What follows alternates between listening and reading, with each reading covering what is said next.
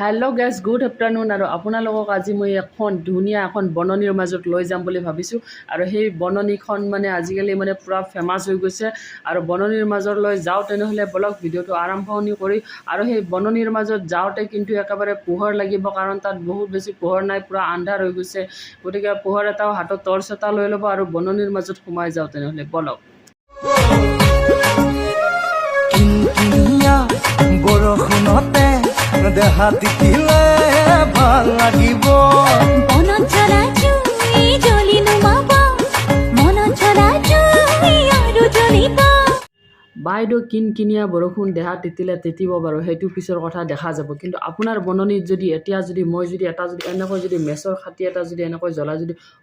কৰি যদি দিওঁ যদি আপোনাৰ তাত লগাই তেনেহ'লে কিন্তু আপোনাৰ বননি যে পূৰা যাব এইটো কিন্তু খাটাং পূৰা ফৰফৰকৈ পূৰা শব্দ উঠিব আৰু গোটেই বননি জ্বলি যাব আপোনাৰ তেতিয়াহে অকণমান ভাল লগা হ'ব বাইদেউ আপুনি ভিডিঅ'টো বনোৱাৰ আগতে কমচে কম এনেকৈ যদি অলপমান যদি ৰেজৰ মাৰি ল'লে হয় তেতিয়াহ'লে ভিডিঅ'টো বনালে ভাল লাগিলে হয়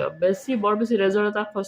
মানে ইমান বেছি খৰচা নহয় 10-15 টকাতে ৰেজৰ এটা পোৱা যায় তেনেহ'লে আপুনি নেক্সট এটা ভিডিঅ' বনালে বাইদেউ আপুনি ধুনীয়াকৈ বননিখন চাফা কৰিব আৰু বননিখন চাফা কৰি ভিডিঅ' বনাব তেতিয়া বহুত বেছি ভাল লাগিব আশা থাকিল আপোনাৰ নেক্সট টাইমৰ ভিডিঅ'টোত মই এই বননিখন দেখা নাপাওঁ গাইজ এইবাৰ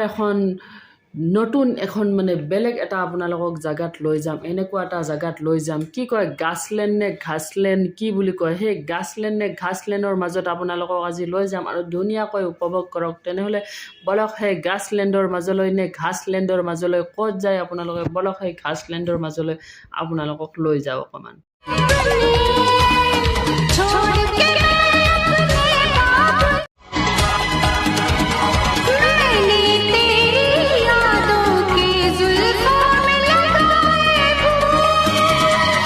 গাইজ আপোনালোকে সকলোৱে উপভোগ কৰিলে আমাৰ গাছলেণ্ডখন